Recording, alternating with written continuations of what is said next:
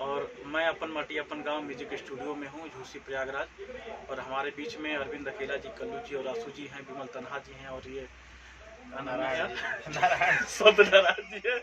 और मैं कल्लू जी का ये गाना बहुत पहले से गाता हूँ, जब ये बहुत छोटे थे, जब इन्होंने गाया था, तो तब से मैं ये गीत गा रहा हूँ। आज मेरी उम्र 34-35 साल के करीब है, और उस गाने को मैंने डायरी में भी नोट किया, और आज मैं उसको दिखाया भी इनको। और वो गीत आप लोग सुने कि अर्जियत ने बाटे हमरो भाग जगाई दे तू, कि फुलवे बनाई दे तू हो, ए माई अढ़ौल जैसे हमरो के अपनाई ले तू, फुलवे बनाई दे तू हो।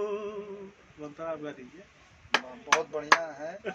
मैं भी इसको अपने शो में गाते रहता हूँ। सबसे पहला गीत यही गाता हूँ। अच्छा। सझिया सबेरे राउर पूजती चरानिया, हो जाई सवारथ मैया मोर जिंदगानिया, तो मैया ड्यूटी अपने चरणन में लगाई ले तू, फुलवे बनाई दे तू हो।